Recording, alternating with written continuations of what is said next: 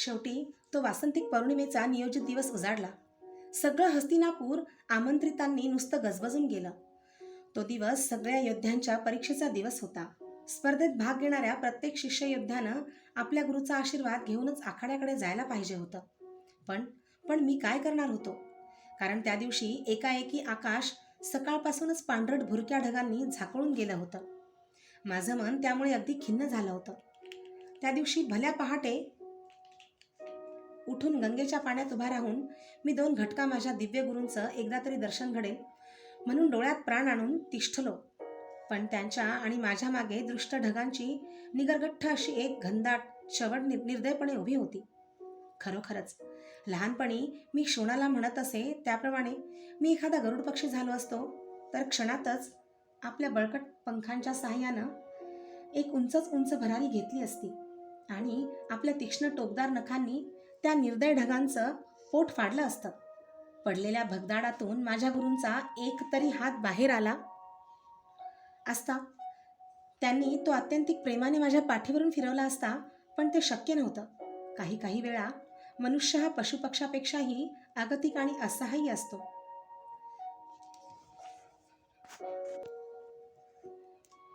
सकाळच्या 3 घटका संपल्या. आकाश जसंच्या तसंच होतं, ढगाळलेलं. गंगेच्या काठावरच्या वाळूत उभा राहून शोण माझी वाट पाहत होता. मी पाण्यात उभा होतो. मला ते चुकूनही हाक मारणार नव्हता. मी जरी दिवसभर पाण्यातच उभा राहिलो असतो तरीही तोही तसाच दिवसभर किनाऱ्यावर उभा राहिला असता. मला आता अधिक काल थांबता येणार नव्हतं. शेवटी निरुपायाने मी डोळे मिटले. काही केल्या डोळ्यांसमोर नेहमीसारखे परिचित असे तेजाचे कण उभे राहिले नाहीत. असं का झालं होतं? हे काही अशुभ लक्षण तर नाही? छे, मन हे वेडं असतं. ते नेहमीच नको त्या शंका कुशंका घेत असतं. मी नित्याप्रमाणे हात जोडले आणि मनोमन म्हणालो, देवन, नेमकी आजच तुम्ही माझ्यावर असे रुष्ट का? आज मला आशीर्वाद द्या. आज मी या नगरीतील सर्वश्रेष्ठ वीर म्हणून गौरविला गेल्याचं तुम्हाला पाहायला मिळेल. शेवटच्या एका उंजळीचं अर्घ्य त्यांना अर्पण केलं आणि वळलो. मनात एक अनामिक हुरहुर होती. किनाऱ्यावर शोण माझीच वाट पाहत होता. त्याला आपण केव्हा एकदा आखाड्याकडे जाऊ असं झालं होतं. पण माझ्याकडे पाहताच त्याच्या कपाळावर एक बारीकशी आठी उठली. मला ती लागलीच खटकली म्हणून त्याला विचारलं, का? काय झालं शोणा? तुझ्या कपाळावर आज आठी? तो गप्पच उभा राहिला. त्याचं मौन मला मात्र अगदी असह्य झालं. त्याचे भरगच्च खांदे दोन्ही तळहातांनी गच्च पकडून ते गदागदा हलवीत मी ओरडलो, शोणा, अरे तू असा गप्प का? तो काहीही उत्तर न देता माझ्या कानांकडे डोळे विस्फारून नुसताच पाहत राहिला. त्याचे डोळे क्षणात निस्तेज दिसू लागले. मला त्याचं ते विचित्र पाहणं असह्य झालं. त्याचा चेहरा हातात घेऊन त्याच्या डोळ्यात खोलवर पाहत मी त्याला कळवळून विचारलं, शोणा, आपल्या दादाला तू एवढाही मानित नाहीस? सांग शोणा, असं कोणतं जीव घेणं रहस्य आहे की जे तुला आज माझ्यापासून लपवून ठेवावं असं वाटतं आहे? तो विरघळला. आपल्या गालावरचे माझे हात आपल्या थरथरत्या हातांनी घट्ट पकडीत तो म्हणाला, दादा, आज तू आखाड्याकडे जाऊ नकोस. तुझ्या गुरुनं तुला दर्शन दिलेलं नाही. तू परत चल. वेड्या, माझे गुरु काय रोज मला दर्शन देतात? पावसाळ्यात ते 4-4 महिने दडी मारून बसतात तेव्हा. पण हे दिवस पावसाळ्याचे नाहीत. वसंत ऋतूचा काल आहे हा. त्यांनी आजच असं मुख लपवायचं काही कारण नाही. असू देत, माझ्या गुरूंचा आशीर्वाद मला मिळाला आहे. तो मला कळतो. चल तू. त्याच्या दंडाला धरून मी त्याला पुढं ढकललं. नको दादा, मी तुला जाऊ देणार नाही. त्याच्या स्वरात भय होतं. का? आज हस्तिनापुरातल्या सर्वश्रेष्ठ अजिंक्य वीराची निवड आहे. हे तुला माहीत नाही का? आज तर मला गेलंच पाहिजे. नको, आज जाऊ नकोस. त्यानं माझे हात अधिकच घट्ट धरले. त्याची पकड धडधड स्पंदत होती. शोणा, लहानपणातला पोरकठट्ट सोडून दे. वयाबरोबर आता थोडा बदलायला शिक. लक्षात ठेव, तू कर्णाचा भाऊ आहेस. मी आयुष्यात पहिल्या प्रथमच त्याला एवढ्या कठोर शब्दात समज दिली. आपलं तोंड माझ्या उंजळीतून काढून घेत 4 पावलं दूर जात खाली मान घालून तो म्हणाला, मी तुझा भाऊ आहे हे कधीच विसरलो नाही आणि विसरणार नाही. म्हणूनच माझं मन मला सांगत आहे की तू आज आखाड्याकडे जाऊ नये. कारण कारण तुझ्या कानातील कुंडलं आज निस्तेज पडली आहेत. त्यांच्या भोवती काळी काळी वलय दाटली आहेत. त्याचे ते उद्गार तापलेल्या शिशासारख्या रसासारखे माझ्या कानात घुसले. ते उद्गार ऐकून मी खिन्न झालो. मनाच्या घायाळ भुजंगाला शंकांच्या असंख्य मुंग्यांनी कडकडून डसायला सुरुवात केली. का काळी पडली आहेत माझी कुंडलं आज? का ढगाळलं आहे आज आकाश? कोणत्या महान विनाशाची ही निशाणी आहे? कोणत्या विषवृक्षाचं बीज आज लावलं जाणार आहे? या कर्णाचं काय होणार आहे? कशाला मिळाली आहेत ही कुंडलं? काय उपयोग आहे ह्यांचा? कशाला मिरवतो मी ही? असंख्य प्रश्नांचे काजवे डोळ्यांपुढे चमकू लागले. शेवटी आतून एक आवाज आला. त्यानं मला धीर दिलं. मी ठरवून टाकलं की शोन म्हणतो ते ठीक आहे, पण नुसतं आखाड्याकडे जायला काय हरकत आहे? मी त्याला खिन्नपणे म्हणालो, ठीक आहे शोणा, मी आखाड्यात उतरणार नाही, पण एकाच अटीवर. मी आखाड्याबाहेर महाद्वारात उभा राहीन. माझ्या गुरुनं मला दर्शन दिलं तरच मी आखाड्यात उतरेन. शोणानं आनंदानं मान डोलून मला संमती दिली. वाळू तुडवीत आम्ही चालू लागलो. राजनगरीतले सगळे मार्ग सुने होते. लहान मुलांपासून वृद्धांपर्यंत झाडून सगळे आखाड्याकडे गेले होते. त्यावेळी बाहेरचा एखादा वाटसरू आला असता तर त्याला हे नगर पाहून ही कौरवांची राजनगरी हस्तिनापूर आहे हे सांगूनही पटलं नसतं. कारण नगरात एकही माणूस शिल्लक नव्हता. ढगाळलेल्या आकाशामुळे हस्तिनापूर बळी देण्यापूर्वी खुराड्यात कोंडलेल्या कोंबड्यासारखं दिसत होतं. आम्ही आखाड्याजवळ आलो. नगरजनांच्या टाळ्या आणि आरोळ्या आता अधिक स्पष्ट ऐकू येऊ लागल्या. त्या ऐकताच माझ्या अंगातील रक्त आपोआप सरसर तापू लागलं. पण त्याचा काही उपयोग नव्हता. शोणाला सांगितलं होतं त्याप्रमाणे आखाड्याबाहेरच उभं राहणं मला भाग होतं. आम्ही आखाड्याच्या प्रवेशद्वारापाशी आलो. स्पर्धेला केव्हाच सुरुवात झाली होती. आता कोणीतरी प्रतिस्पर्ध्यावर प्रेक्षणीय हल्ला चढवला असावा. एकसारख्या टाळ्या वाजत होत्या. माझ्या पराक्रमोत्सुक मनाची अवस्था पिंजऱ्यात कोंडलेल्या वाघासारखी झाली. देहाच्या पिंजऱ्याला फोडण्यासाठी ते चोहोबाजूंनी धडका मारू लागलं. गाईला बांधलेल्या पण गळ्यात कंठबंध असलेल्या वासरासारखं ते तडफडू लागलं. मोठ्या कष्टानं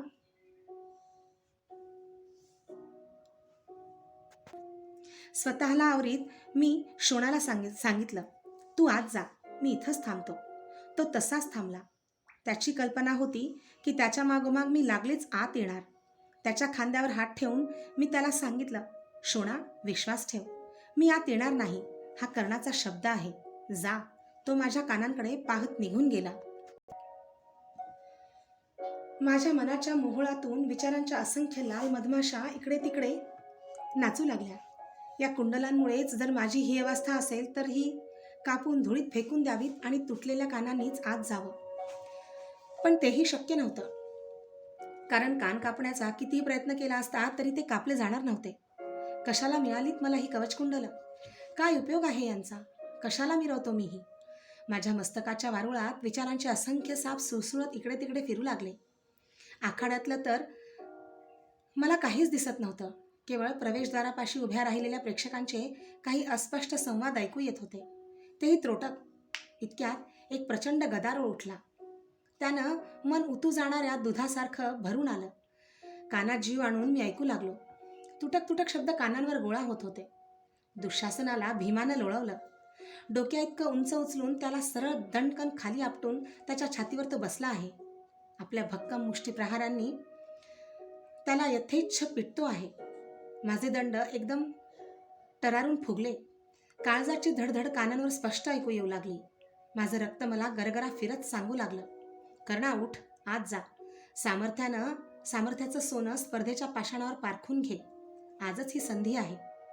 डोळ्यांच्या बाहुल्यात प्राण एकवटून मी आकाशाकडे पाहिलं. त्या निर्दय ढगांची चवड अजूनही तशीच होती. पंख तुटलेल्या असहाय्य पाखरासारखं माझं मन तडफडू लागलं. प्रवेशद्वारापाशी इकडे तिकडे अस्वस्थपणे मी एकसारख्या फेऱ्या मारू लागलो. माझं मन आक्रंदून ओरडू लागलं, सूर्यदेवा, एकदाच दर्शन द्या. हस्तिनापुरातल्या कोणत्याही शक्तिशाली तरुणानं जीवाचे मोल लावून जिंकावा असा हा आजचा दिवस आहे. एकदाच आपल्या या लाडक्या शिष्यावर आपले सहस्त्र तेजस्वी डोळे उघडून कृपादृष्टी टाका. फक्त एकदाच. परत टाळ्यांचा कडकडाट झाला. माझे कान आपोआपच टवकारले गेले. वा वा, नकुल किती चपळ आहे. एकाच वेळी 2-2 गतिमान घोड्यांच्या पाठीवर एक एक पाय ठेवून त्यांना तो एकाच गतीनं कुशलतेनं पळवतो आहे. साधू पांडुपुत्रा, धन्य आहेस. माझं मन घोड्यापेक्षाही अधिक गतीनं धावू लागलं. त्यांच्या खुरांखाली विचारांची धूळ उडू लागली. प्रवेशद्वाराच्या उंबरठ्यापाशी मी तळमळत घुटमळू लागलो. क्षणात वाटे कसलं वचन आणि कसली प्रतिज्ञा. झटकन आत शिरावं. पण अजूनही एक आवाज मला सांगत होता, कर्णा, वचन हे केव्हाही पाळण्यासाठीच असतं. ज्याला दिला शब्द पाळता येत नाही तो माणूस नव्हे, तो पशु. मी उंबरठ्यावरून पुन्हा मागं आलो. परत टाळ्यांचा आणि आरवळ्यांचा आवाज आला. पाठोपाठ तुटक संवाद ऐकू येऊ लागले. भले भले भीमा, गदायुद्धातल्या अजिंक्य दुर्योधनाला सुद्धा किती सहज तू आज जिंकलंस. किती भक्कम आहेस तुझे प्रहार. नेत्रांचं पारणं फिटलं. वायुपुत्रा, धन्य धन्य. माझं मन गदावीरासारखं मंडलं घेऊ लागलं. अंगावरचं उत्तर्य अगतिकतेनं मी मनगटाला करकचून आवळलं. शरीरातला कण कण तापून उकळू लागला. आकाशाकडे बघितलं. ढगांची हालचाल होऊ लागली, पण नुसतीच हालचाल. क्षणभर वाटलं तिथून शक्य असेल तेवढ्या वेगानं गंगेच्या दिशेनं धावत सुटावं आणि तिच्यात घालून घेऊन तापलेल्या शरीराची धाव थंडगार करावी. त्या विचारानं मनगटावरचं उत्तर्य सोडलं आणि ते खांद्यावर टाकून गंगेच्या दिशेनं मी चालूही लागलो. दादा, थांब. मागून शोणानं हाक मारली. मी मागं वळून पाहिलं. प्रवेशद्वाराच्या उंबरठ्यात उभा राहून हात उंचावून तो मला थांब म्हणून सांगत होता. परत वळलो. आकाशाकडे पुन्हा पुन्हा पाहून मानेचे मणके शिणले होते. आता तर एकसारखा टाळ्यांचा अविरत वर्षाव होत होता. नुसत्या टाळ्या, घोडदौडीसारख्या, मुसळधार पावसाच्या सरींसारख्या. दादा, आता अर्जुन आखाड्यात उतरला आहे. अर्जुन अर्जुन अर्जुन का म्हणतात त्याला एवढं? काय करणार आहे तो पराक्रम? माझ्या कानात चोहोबाजूंनी शब्दांचे बाण घुसले. आतला आखाडा क्षणाक्षणात रटरटत होता. घोषणांच्या शब्दपुष्पांचा सडा पडत होता. तो बघा अर्जुन, घोड्याच्या पाठीवरून हत्तीवर, हत्तीवरून परत घोड्याच्या पाठीवर असे धावते पराक्रम करतो आहे. 2 खड्ग एकदम घेऊन ते दोन्ही हात सफाईनं समोरच्या बलाढ्य दुष्करावर चालवतो आहे. क्षणात त्यानं दुष्कराची खड्ग दूर उडवून लावली आहेत. खाली मान घालून तो दुष्कर आखाड्याबाहेर चालला आहे. अर्जुनासारखा खड्गवीर नाही. तो पहा, तो अर्जुन चक्राच्या आखाड्यात केव्हाच आला आहे. ते भव्य चक्र एखाद्या थाळीसारखं तो सहज फिरवत आहे. मध्येच ते आकाशात लिलया उंच उडवीत आहे. परत ते केवळ एका बाणाच्या टोकावर पेलून धरतो आहे. बाणानंच त्याचं पुन्हा प्रक्षेपण करतो आहे. आता तो मल्लांच्या आखाड्यात उतरला आहे. किती पिळदार आहे त्याचं शरीर. छाती कशी या आखाड्याच्या महाद्वारासारखी आहे. दंड आणि पोटऱ्या कवंडाळ्याच्या वेलीसारख्या पिळदार आहेत. आखाड्यातल्या तांबड्या मातीवर त्याचं निळसर पिळदार शरीर शोभून दिसतं आहे. अरे वा! क्षणार्धात त्यानं आपल्या प्रतिस्पर्ध्याला, त्या दुर्मुखाला राजपृष्ठावर सरळ उताणाही केला आहे. हा अर्जुन हे आखाडे केव्हा बदलतो आणि केव्हा वेगवेगळे पराक्रम करतो आहे तेच समजत नाही. इथं एकच अर्जुन आहे की 13 आहेत. आता तो धनुर्धराचा वेश घालून धनुर्विद्येच्या आखाड्याकडे चालला आहे, विष्णूसारखा. भले अर्जुना, साधू पांडुपुत्रा, तुझ्यासारखा धनुर्धर शोधूनही अखंड आर्यावर्तात मिळणार नाही. आज तूच हस्तिनापुरातील सर्वश्रेष्ठ अजिंक्यवीर ठरणार. टाळ्या, अविरत टाळ्या. पावसाच्या सरींना लाजवतील अशा कडकडीत टाळ्या, आरोळ्या, हलकल्लोळ, गदारोळ. अर्जुन अर्जुन. उकळलेलं रक्त, धनुर्धर, कोंदटलेले ढग, काळी पडलेली निस्तेज कुंडल, सर्वश्रेष्ठ अजिंक्यवीर. नीलकमलांची गौरवमाला, मिरवणूक, राजमाला. शोणा, हे असं काय होतं आहे मला? जाऊ दे मला गंगेकडे, नाहीतर मी जळून खाक होईन. कुंडलांची बोळे कानात कोंबून त्यावर असह्यपणे तळहात दाबून मान वर करीत मी केवढ्या तरी मोठ्याने ओरडलो. माझ्या शरीरातील कणकण कडकडीत तापला. असहाय्यपणाने मी शोणाच्या खांद्यावर संतप्त मस्तक टेकलं. माझ्या अंगातून कडकडीत घामाच्या धारा वाहू लागल्या. त्या कडकडीत पाण्याने शोणाच्या खांद्यांचं कातडं पळून निघालं. शब्दांच्या इंगळीनं माझं मन पळू लागलं. आता मात्र हलकल्लोळ चालला होता. माझ्या डोळ्यातून अगतिकतेचे जळजळीत उष्ण अश्रू वाहत होते. तो बघ अर्जुन, एकाच वेळी असंख्य बाण असंख्य लक्षात मारतो आहे. टाळ्या. आकाशात उडवलेले फळं वरच्यावर छेदतो आहे. त्या 2 तुकड्यांचे 4-4 8 असे असंख्य तुकडे वरच्यावर करतो आहे. वर आकाशात फेकलेलं फळ असंख्य तुकडे होऊनच खाली पडत आहे. टाळ्याच टाळ्या. ते पहा, त्यानं फेकलेला जिद्मपान वाकडा तिकडा होत मधले असंख्य अडथळे चुकून बरोबर लक्षात घुसला आहे. असंख्य टाळ्या, आकाशात असंख्य बाण सोडून पावसाचं दृश्य तो दाखवित आहे. मध्येच एखादा चंदेरी जिद्मपान वाकडा तिकडा सोडून त्यात विजेचं दृश्य निर्माण करतो आहे. टाळ्या व जल्लोष. आज आमच्या डोळ्याचं पारणं फिटलं. या अर्जुनासारखा वीर हस्तिनापुरात काय पण साऱ्या आर्यावर्तात मिळणार नाही. आता तो शेवटचा हात दाखवतो आहे. केवळ आवाज ऐकून तो लक्षवेध करणार आहे. त्याचे डोळे वस्त्रानं बांधलेले होते. एक सूचीबाण हाती घेऊन त्यानं ते ओठाला लावून डोळे मिटले. आपल्या गुरूंचं तो स्मरण करतो आहे. त्याच्या गुरुसारखा, त्या द्रोणासारखा गुरु त्रिभुवनात मिळणार नाही. भले वीर अर्जुना. वारे पांडुपुत्रा. कोणालाही समजायच्या आतच त्यानं केवळ आवाज ऐकून तो सूचीबाण पाठीमागच्या भुंकणाऱ्या कुत्र्याच्या तोंडात अचूक मारला. त्याचं तोंड त्यानं बंद केलं आहे. शाब्बास सर्वश्रेष्ठ धनुर्वीरा. ते बघा गुरुद्रोण. त्या कुत्र्याला सोडवून घेऊन सर्वांना तो बाण दाखवित आहे. कुणीतरी त्यांच्या हातात नीलकमलांची ती मानाची माला दिली आहे. नीलकमलांची माला, अजिंक्य धनुर्धर, ढगाळलेले आकाश, एकच क्षण कीर्तीचा आणि मानाचा एकच क्षण. काय करू. माझं मन चोहोबाजूंनी आग लागलेल्या वणव्यातील पाखरासारखं तडफडू लागलं. शरीराचा कुंभ आता तापून तापून तडकणार की काय. माझ्या डोळ्यांची अधीर पाखरं ढगांच्या ढिगाऱ्यावर टपाटप टोचा मारू लागली. त्या टोचातून आवाज येऊ लागला. एकच क्षण. या कर्णाच्या जीवनातील हा एकच क्षण आहे. केवळ एकच क्षण. किती प्रचंड वेगानं हालताहेत हे सगळे ढग. आकाशाचा समुद्र आज ते घुसवून काढणार आहेत की काय. शोणाची खांदे गदागदा हलवीत मी आनंदाने ओरडलो. शोणा, तो बघ आकाशाचा सम्राट. माझा गुरु माझी लाज राखण्यासाठी ढगांच्या ढिगांना मेंढरांच्या कळपासारखा पिटाळतो आहे. तोही आनंदानं. मला कडकडून मिठी मारून ओरडला. दादा, जा आत जा. तुझी कुंडलं परत चमकत आहेत रोजच्यासारखी. ती केवळ निळा प्रकाशच फेकीत नाहीत, तर आता ती लाल झाली आहेत. काय म्हणतोस काय शोणा? माझी कुंडलं परत चमकत आहेत? होय दादा. आणि तो बघ तुझा गुरुदेव आकाशाचं निळं छत जाळीत उभा आहे. त्यानं धुंदपणे दोन्ही हात आकाशाकडे उंचावले. मी वर पाहिले. तेच तेजाचे असंख्य कण हसत उभे होते. आपल्या रथाचे हजारो घोड्यावरीत माझे गुरुदेव मला आशीर्वाद देत होते. सकाळपासून खुराड्यात कोंडलेल्या कोंबड्यासारखा दिसणारा हस्तिनापूरचा आसमंत बांग देणाऱ्या कोंबड्यासारखा ऐटदार दिसू लागला. झाडांची पानं थरारली. गंगेचं दूरवरचं पात्र झळाळू लागलं. सगळे पक्षी आनंदानं एकदम ओरडू लागले. दूरवर अजूनही एक ढग रेंगाळत होता. त्याच्या सावलीत कुरुराजांचा तो वैभवसंपन्न प्राचीन पांढरा राजवाडा मात्र रुग्णासारखा फिका दिसत होता. आता आरडाओरडा झाला. गगनाला भेदेल असा कितीतरी मोठा. तो बघा, सूर्यसुद्धा अर्जुनाचं स्वागत करण्यासाठी ढगांचा अंतरपाठ बाजूला सारून उपस्थित झाला आहे. धन्य आहे अर्जुनाची. ते बघा गुरुद्रोण त्या भव्य चौथऱ्याच्या पायदंड्या चढत आहेत. सूर्याला साक्षी ठेवून आता ती नीलकमलांची माला अर्जुनाच्या गळ्यात घालणार आहेत. राजकुमार अर्जुनाचा विजय असो. प्रचंड आवाजानं आसमंतातील कण नकण थरारला. खांद्यावरचं उत्तरीय काढून मी शोणाच्या अंगावर फेकलं. त्यावेळी मी कोण होतो हे मलाच सांगता आलं नसतं. शोणाचा भाऊ, अश्वत्थाम्याचा मित्र की सारथ्याचा पुत्र? छे, मी त्यापैकी कोणीच नव्हतो. मी म्हणजे रसरसलेल्या लोखंडाचा तप्त रस होतो. मी म्हणजे कडाडणाऱ्या विजेची लोळ होतो. मी म्हणजे सहस्त्र अश्वांचं बल असलेला प्रतिसूर्य होतो. त्या प्रवेशद्वारात लाचार भिकाऱ्यासारखं उभा राहण्यासाठी माझा जन्म नव्हता. समोर येईल त्याला जाळून काढण्यासाठी माझ्या शरीरातील कणाकणांची मशाल पेटली होती.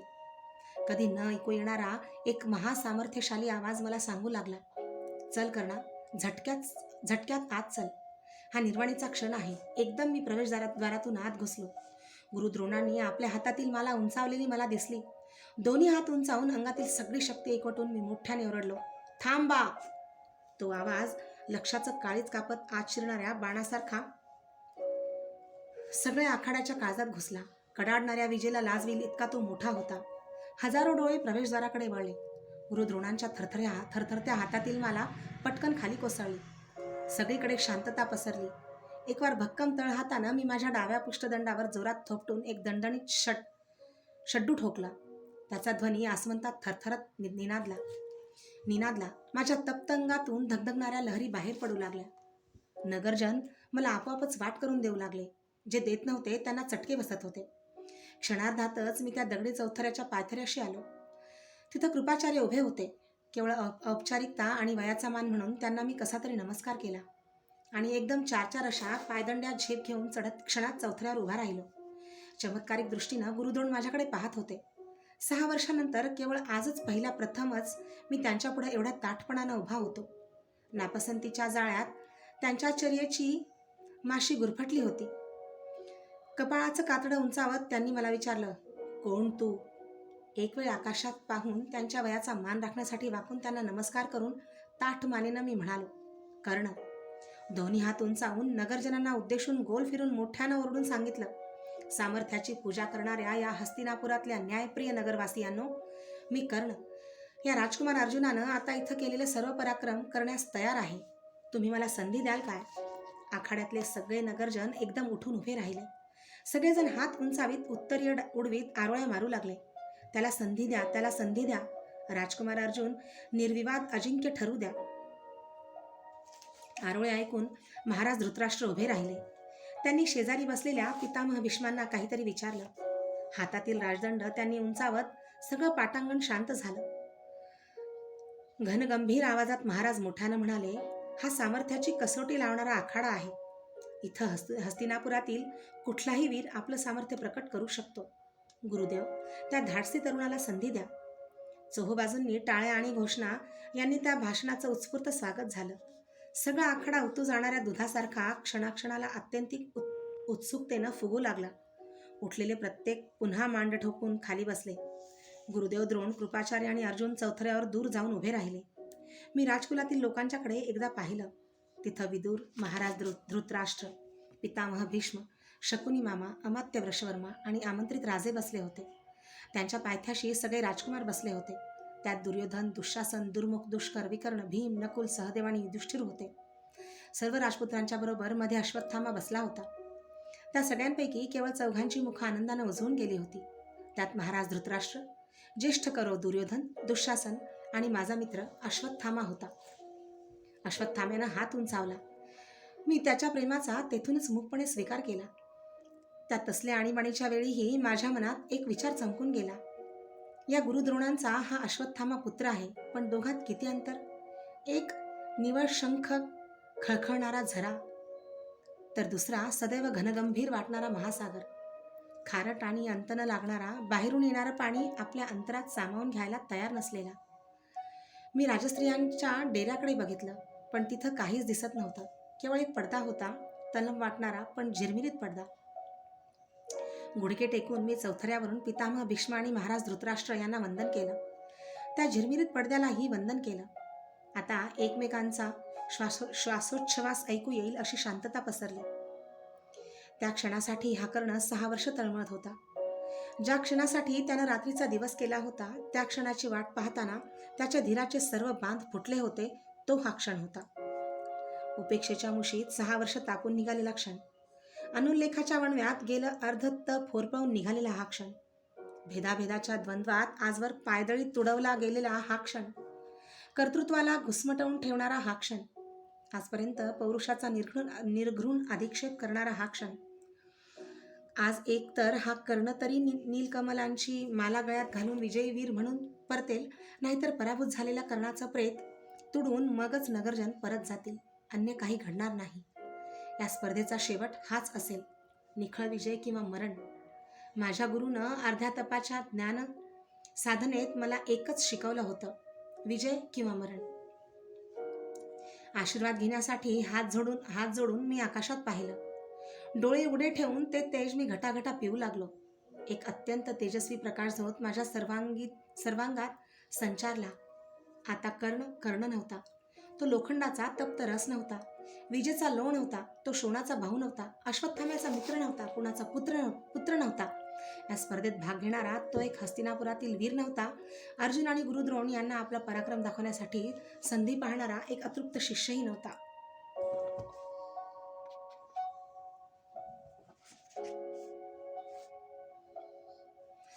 तो कुठं आहे तेच त्याला माहीत नव्हतं. माहीत व्हावं असं त्याला वाटतही नव्हतं. कारण आता तो सूर्यदेवाचा एक प्रकाशमान किरण होता.